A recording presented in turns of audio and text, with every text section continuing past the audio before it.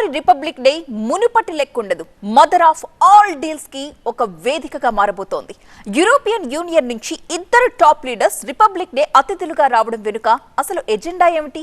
అమెరికాతో trade tension పెరిగిపోతున్న సమయంలో Bharat Europe free trade deal ఎందుకంత కీలకంగా మారింది?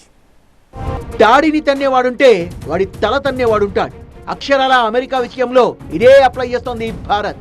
50% టారిఫ్లు విధించి మనల్ని భయపెట్టాలని చూసిన అమెరికా అధ్యక్షుడు డొనాల్డ్ ట్రంప్ కు లైఫ్ లో మరిచిపోలేని రిటర్న్ గిఫ్ట్ ను రిపబ్లిక్ డే సందర్భంగా రెడీ చేసింది భారత్. ఈసారి రిపబ్లిక్ వేడుకలకు యూరోపియన్ యూనియన్ నుంచి అత్యున్నత స్థాయి నాయకత్వం ఢిల్లీకి వస్తోంది. యూరోపియన్ కౌన్సిల్ అధ్యక్షుడు Antonio Luis Santos, European commission అధ్యక్షురాలు ఉర్సులా వాన్ డెర్ లేయన్ ఇద్దరు చీఫ్ గెస్టులుగా పాల్గొంటున్నారు. సాధారణంగా రిపబ్లిక్ డే అనేది సెరమోనియల్ ఈవెంట్, కానీ ఈసారి యూరోపియన్ యూనియన్ చేస్తున్న ఈ విజిట్ కు స్ట్రాటజిక్ కాంటెక్స్ట్ ఉంది. భారత్ యూరోపియన్ యూనియన్ మధ్య దాదాపు 2 దశాబ్దాలుగా ఫ్రీ ట్రేడ్ అగ్రిమెంట్ పెండింగ్ లో ఉంది. ఎన్నో చర్చల తర్వాత ఇప్పుడు డీల్ ఫినిషింగ్ లైన్ కు చేరుకుంది. దీనికి ప్రధాన కారణం గ్లోబల్ జియో పాలిటిక్స్ లో పెరుగుతున్న అనిశ్చితి. డొనాల్డ్ ట్రంప్ తీసుకుంటున్న ట్రేడ్ డెసిషన్స్ ప్రపంచ మార్కెట్లను డిస్టర్బ్ చేస్తున్నాయి. గ్రీన్లాండ్ అంశంపై యూరోప్ దేశాలు వ్యతిరేకంగా స్పందించడంతో ట్రంప్ యూరోపియన్ దేశాలపై కూడా ట్రేడ్ వార్ హెచ్చరికలు చేశారు. ఆ తర్వాత కొంచెం వెనక్కు తగ్గిన ట్రంప్ ను ఇప్పుడు ఆ దేశాలు నమ్మడం లేదు.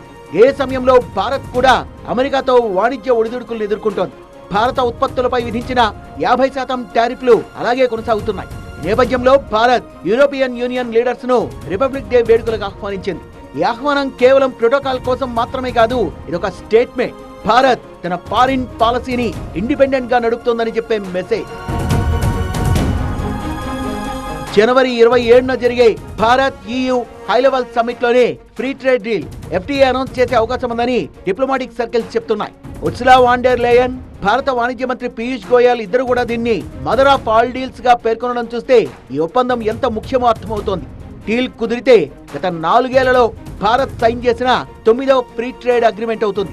ఇప్పటికే UK, ఒమాన్, న్యూజిలాండ్ లాంటి దేశాలతో డీల్స్ ఫైనలైజ్ అయ్యాయి. ప్రస్తుతం భారత్ వరల్డ్ లో 4th లార్జెస్ట్ ఎకానమీగా అభివృద్ధి చెందింది. ఈ ఏడాది $4 ట్రిలియన్ జీడీపీ మార్క్ ను క్రాస్ చేసి జపాన్ ను ఓవర్టేక్ చేసే దశలో ఉంది. ఫాస్ట్ గ్రోయింగ్ మార్కెట్ గా ఉన్న భారత్ తో డీప్ ఎకనామిక్ ఎంగేజ్మెంట్ యూరోప్ కు అత్యవసరం.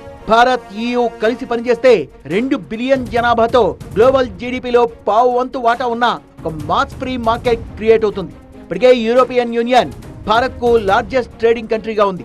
డీల్ ఓకే అయితే textiles, pharma, steel, petroleum products, engineering goods లో టారిఫ్ బర్డెన్ గణనీయంగా తగ్గుతుంది. అమెరికా టారిఫ్ల షాక్ నుంచి ఇండియా మార్కెట్ త్వరగా కోలుకునే అవకాశం ఉంది. సో రిపబ్లిక్ డే వేదికగా మొదలయ్యే ట్రేడ్ డీల్ ఒక సింపుల్ ట్రేడ్ డీల్ అయితే కాదు. ఈ మారుతోన్న గ్లోబల్ మార్కెట్ ఆర్డర్ లో భారత్ తన ప్లేస్ ను డిఫైన్ చేసుకునే ఒక కీలక టర్నింగ్ పాయింట్ అంటున్నారు విశ్లేషకులు.